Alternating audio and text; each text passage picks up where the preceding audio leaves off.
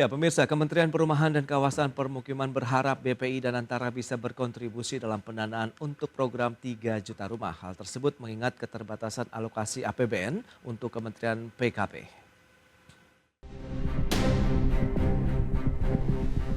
Menteri Perumahan dan Kawasan Permukiman Marwarar Sirait berharap Badan Pengelola Investasi Daya Anagata Nusantara atau BPI dan Antara bisa berkontribusi merealisasikan program 3 juta rumah per tahun sebab program tersebut termasuk salah satu program prioritas Presiden Prabowo Subianto.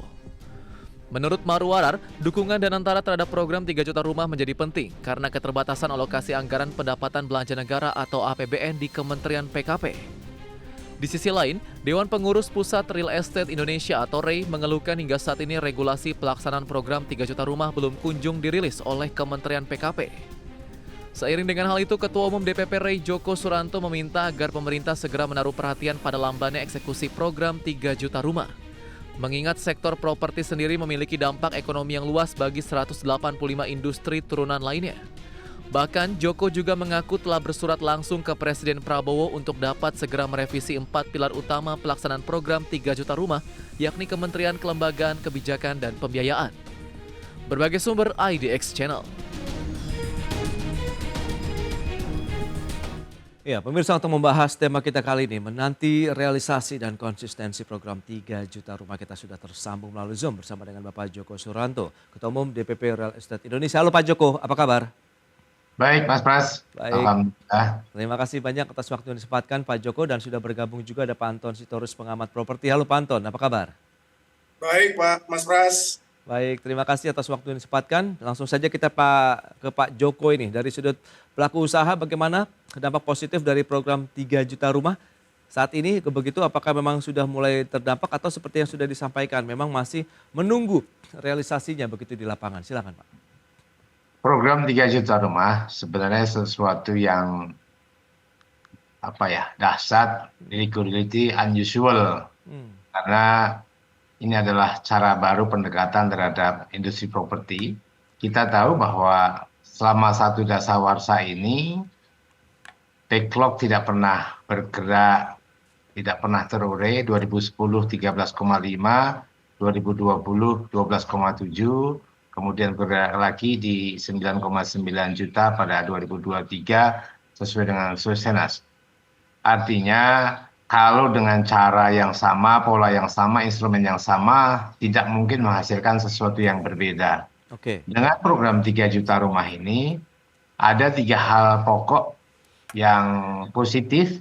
Yang pertama adalah adanya pergeseran pemahaman pemerintah terhadap industri properti yang biasanya hanya digunakan sebagai adanya indikator pertumbuhan ekonomi. Maka dengan program 3 juta rumah ini, pemerintah sudah bergeser cara pandangnya. Properti adalah sebagai salah satu yang digunakan untuk mendongkrak pertumbuhan ekonomi. Dan ini sesuai dengan riset kami yang kita kerjasamakan dengan FEB UI, di mana setiap investasi di sektor properti sebesar 7 miliar dolar atau sampai 8,5 itu akan memberikan dampak terhadap pertumbuhan ekonomi 0,5. Yang kedua, ada keberpihakan pemerintah terhadap sektor ini, karena sektor ini seperti kita tahu adalah sebuah sektor yang padat karya. Ada 17 juta tenaga kerja di sana, ada dampak ekonomi, ada dampak terhadap APBN, ada dampak terhadap penerusan stunting dan kemiskinan. Nah, ini pada akhirnya yang ketiga adalah program 3 juta rumah ini sebuah program unggulan dari Prabowo Gibran, di mana pembangunan rumah dijadikan instrumen untuk pertumbuhan ekonomi, untuk melawan kemiskinan, menurunkan kemiskinan, juga untuk mendorong PDB melalui pertumbuhan ekonomi di desa. 3 hal pokok ini sebenarnya adalah sesuatu yang sangat esensial terhadap industri perumahan ini, dan kita berharap program 3 juta rumah ini segera terakselerasi dengan baik, Ya. minimalnya define-nya, pengertiannya, minimalnya roadmap-nya sudah harus mulai disosialisasikan. Kita berharap dan kami pun juga sudah memiliki Propertinomic 2, di mana kita berikan judul adalah Propertinomic Peta Jalan 3 Juta Rumah. Pada saatnya kita akan sampaikan ke media juga kepada pemerintah. Oke, itu dia dari pandangan Bray. Nah, Pak Anton, bagaimana dengan apresiasi yang tadi sudah disampaikan Pak Joko bahwa harapannya sebenarnya cukup tinggi dan dampak-dampak positif yang bisa dihasilkan dengan keberlanjutan ataupun nanti konsistensi dari program 3 juta rumah ini nampaknya cukup luar biasa sekali terhadap perekonomian nasional. 0,5% kontribusinya terhadap pertumbuhan ekonomi nasional. Anda melihat bagaimana realisasinya saat ini? Ya, terima kasih Mas Pras. Jadi seperti yang saya sering sampaikan ke teman-teman media dari awal sekali ya Mas mengenai program 3 juta rumah ini pada prinsipnya kalau secara spirit ya untuk tadi Pak Joko sampaikan untuk pengentasan kemiskinan perumahan lalu membantu akselerasi pembangunan ekonomi ya saya sih sangat setuju ya mengenai program yang diluncurkan ini gitu. Karena memang itu sangat dibutuhkan gitu apalagi waktu pertama kali pemerintah memutuskan untuk memisahkan PUPR dengan perumahan. Itu suatu hal yang sangat perlu diapresiasi gitu. Jadi awalnya sih saya sangat setuju sekali, tapi seiring dengan waktu sepertinya Kementerian PKP ini kok nggak serius gitu, dalam arti pertama tidak fokus ya. Jadi yang harusnya menjadi target itu kelihatannya kita jadi bingung sebenarnya targetnya apa, karena semua diurusin Mas. Semua diurusin, nggak ada fokus yang jelas. Perencanaannya tadi kayak Pak Joko bilang, roadmap-nya juga sampai sekarang belum ada. Jadi hanya buat announcement sana sini, rencana begini begitu, tapi implementasinya tuh nggak ada gitu. Jadi kalau saya ngelihatnya sangat disayangkan gitu ya. Maksudnya harusnya kementerian baru ini ya kalau menurut saya sih sebenarnya nggak perlu berpikir jauh ya. Cukup apa yang ada selama yang sudah dijalankan itu dijalankan tapi dengan cara yang lebih baik gitu. Jadi kan program-program yang selama ini berjalan itu FLPP, Tapera, lalu pembangunan perumahan oleh berbagai lembaga itu ya coba aja itu dulu difokuskan gitu ya. Tapi kalau ada yang perlu diperbaiki ditingkatkan gitu. Kalau ini kan enggak, ini kan semuanya baru gitu, rencananya baru, lalu ininya baru. Tapi itu hanya sebatas rencana Mas. Jadi kalau pelaksananya kalau kita kan sampai sekarang belum terlalu ada ya realisasinya, kira-kira kayak gitu. Manton, tapi kalau bicara mengenai kendala kan lahan, kemudian proses perizinan segala macam, ini apakah memang sudah cukup clear begitu sehingga tinggal nanti eksekusinya saja begitu kalau memang kita nanti meningkatkan lagi dari program 1 juta rumah ke 3 juta rumah? Kalau saya pikir itu semua kan masalah klasik. Pak Joko udah ngerti lah masalah lahan, masalah perizinan, masalah segala macam. Itu tuh masalah klasik dari zaman dulu juga masalah itu selalu ada gitu. Cuma yang menjadi masalah sekarang saya pikir karena memang leadership-nya tuh kurang ngerti ya mengenai perumahan ini. Jadi makanya tadi saya bilang fokusnya nggak jelas gitu. Sebenarnya mau kemana arahnya gitu. Kemana yang menjadi prioritas. Jadi saya pikir masalah klasik, masalah lahan, masalah perizinan, masalah keterjangkauan itu dari dulu selalu ada Mas. Tapi kan sekarang kita dengan pengalaman kita bisa belajar ke depan tuh harusnya bagaimana. Baik. Kembali ke Pak Joko, lantas bagaimana dengan potensi tadi efek berganda yang harus bisa dioptimalkan kalau kita bisa mengejar target pembangunan 3 juta rumah begitu. Apalagi Anda katakan tadi ada Proptinomic Jilid 2 begitu yang akan dirilis nih Pak Joko. Kita mengikuti apa yang disampaikan oleh abang kita, Bang Anton, bahwa untuk sampai Propertinomic 2 ini bisa berjalan kan memang yang pertama tadi segera berfokuslah kementeriannya, kemudian kerjakan apa yang menjadi tupoksinya, tidak kesana kesini, announcement seperti tadi. Yang ketiga, mulailah dari awal, dari yang esensial lah. Apa itu definisinya dahulu, misalkan apakah pembangunan rumah baru atau renovasi untuk yang 3 juta rumah itu. Karena kalau kita mengikuti apa yang sudah digariskan dalam buku putih yang diberikan Pak Prabowo kepada Kementerian PKP itu FLPP bukan bagian dari program 3 juta rumah. Nah, FLPP sendiri ini program yang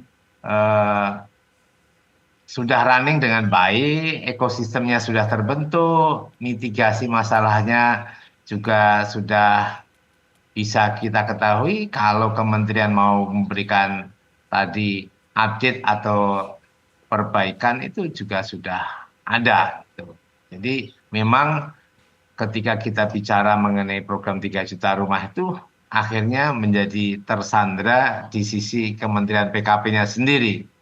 Nah, kalau kami sendiri sebenarnya sudah menyiapkan peta jalan 3 juta rumah itu sendiri. Kita tahu di propertinomik kita yang menyangkut 4 pilar, adanya kelembagaan, kemudian kebijakan, kemudian anggaran pembiayaan, yang terakhir adalah program strategi nasional itu alhamdulillah sudah dieksekusi oleh tim Satgas dan kita tahu bahwa terakhir program strategi nasional sudah diumumkan oleh pemerintahan Prabowo. Nah, ini berarti kalau kita bicara mengenai efeknya, maka industri ini akan menjadi sebuah lokomotif baru terhadap pertumbuhan ekonomi.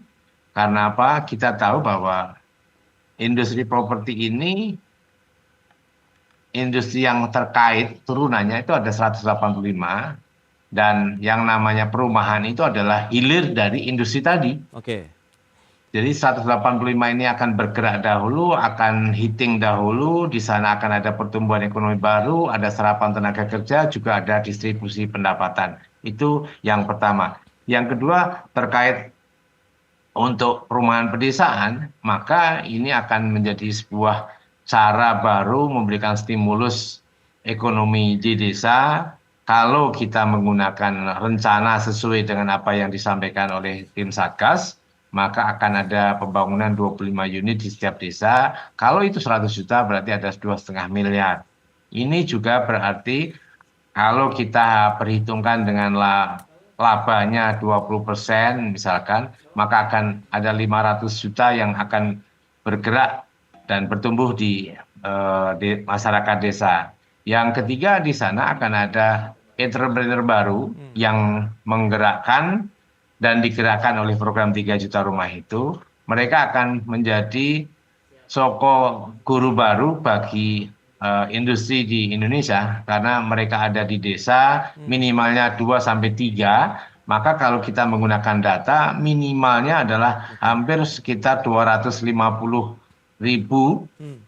entrepreneur baru. Dan itu kalau sekali lagi program 3 juta rumah ini berjalan, maka mereka akan mengalami pendidikan setiap tahunnya dengan pelaksanaan rumah itu. Mereka akan terdidik, akan di coaching, akan diawasi, sehingga pada saatnya setelah 5 tahun mereka sudah bisa menjadi sosok entrepreneur yang sudah bisa melakukan sesuatu di bidang ekonomi. Pak Joko, lantas strateginya apa yang perlu dilakukan begitu, bisa mendorong percepatan dari program 3 juta rumah, kemudian bagaimana mendukung tadi pemanfaatan yang luar biasa sekali yang dirasakan multiplier effect dari sektor properti untuk pembangunan ekonomi nasional. Kita bahas nanti di segmen berikutnya, kita akan jeda dulu sebentar. Dan pemirsa, kami akan segera kembali usai pariwara berikut ini.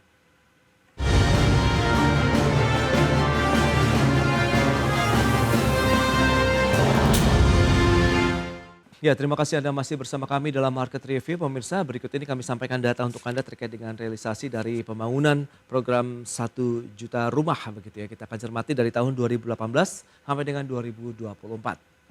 Ya, selengkapnya seperti yang bisa Anda saksikan di layar televisi Anda. 1,1 juta di tahun 2018, kemudian meningkat 1,25 juta di tahun 2019, kemudian sempat turun di tahun 2020 karena kita tahu ada pandemi COVID-19, kemudian trennya naik terus sampai dengan tahun 2023 mencapai 1,21 juta unit rumah. Dan target di tahun 2024 lalu mencapai 1 juta unit rumah. Berikutnya terkait dengan program penyediaan 3 juta rumah per tahun. Ini 1 juta untuk hunian vertikal di wilayah perkotaan. Dan selanjutnya kita lihat rumah tapak di wilayah pedesaan sekitar 2 juta rumah. Ini ya, seperti yang bisa Anda saksikan di layar televisi Anda terkait dengan program penyediaan 3 juta rumah per tahun. kita lanjutkan kembali perbincangan bersama dengan Bapak Joko Suranto, Ketua Umum DPP Real Estate Indonesia, kemudian Pak Anton Sitorus, pengamat properti. Nah, kalau kita cermati dengan informasi ataupun data yang tadi sudah disampaikan Pak Joko, mungkin bisa disampaikan juga seperti apa sih sebenarnya kalau kita bicara mengenai tantangan dari pembangunan properti atau sektor perumahan di Indonesia sampai saat ini. Kemudian bagaimana dengan target tadi ada 1 juta rumah dengan vertikal, begitu hunian vertikal di wilayah perkotaan, 2 juta rumah di wilayah perdesaan sendiri. Apakah masing-masing juga ada tantangan tersendiri yang harus dipecahkan? Silakan Pak Joko. Kalau kita menggunakan kondisi existing, memang permasalahan itu banyak. Namun kita tahu bahwa atas kondisi itu pun juga ekosistemnya juga sudah bisa bergerak, bisa berjalan. Oke. Dan kalau kita mendorongnya menjadi program 3 juta rumah, memang itu tidak harus berubah totally dikerjakan di awal, karena itu malah juga akan buang energi. Kita tahu bahwa yang harus dilakukan di awal adalah kalau kita menggunakan program 1 juta rumah di perkotaan, itu maka kita harus menggunakan data BPS itu untuk di breakdown, kita identify, kemudian ada profiling sehingga kita tahu siapakah mereka, name by address-nya, sehingga nanti programnya sudah bisa link and match. Yang kedua adalah ada definisi yang lebih clear untuk program 2 juta rumah di desa sama pesisir itu. Karena apa? Tanpa definisi maka program lanjutannya, skema lanjutannya juga akan buntu. Ini mau kemana, ke siapa? Nah, ketika sudah definisinya sudah, maka programnya yang dibentuk seperti apa? Saat ini juga masih ada 2. Ada renovasi, ada program rumah baru. Ketika renovasi dan program rumah baru pun mau menggunakan skema KPR, maka minimalnya ada 3 hal yang harus dipersiapkan bagaimana jalan ceritanya, yaitu ketika kaitannya tanah maka harus ada RDTR. Kita tahu di pedesaan itu belum ada RDTR, maka berarti ada program khusus yang harus dipersiapkan oleh BPN untuk menyiapkan sertifikatnya, menyiapkan bahwa lahan tersebut bisa dibangun untuk rumah. Ketika sudah bisa dibangun, maka baru bisa terbit PBG-nya. Ketika ada PBG-nya, maka sertifikat dan PBG maka akan layak menjadi kolateral. Tinggal 3 yang dibutuhkan adalah mengenai pendapatan yang bisa di-exercise, yang bisa diverifikasi oleh perbankan. Kita tahu bahwa pendapatan masyarakat di desa dan pesisir itu adalah masyarakat sektor informal atau pendapatan yang tidak tetap, maka dibutuhkan cara atau mekanisme yang dilakukan oleh pemerintah sehingga mereka bisa mendapatkan surat keterangan pendapatan atau officially melalui peraturan pemerintah ataupun melalui Kepres. Nah, ini yang harus dipersiapkan. Namun kalau secara kebijakan kami sudah merumuskan 4 kebijakan yang harus dipersiapkan, yaitu kebijakan mengenai pengadaan tanahnya, yang kedua adalah kebijakan mengenai mekanisme pengawasannya, yang ketiga adalah kebijakan mengenai pola pembiayaannya, yang keempat adalah kebijakan mengenai relasi industri pusat sama daerah juga pelaku industri. Karena kita tahu bahwa kebijakan perumahan ini belum inline antara kebijakan pusat sama daerah. Pengadaan perumahan masih menjadi beban di pemerintahan pusat, tidak menjadi kewajiban ataupun tanggung jawab di pemerintahan daerah.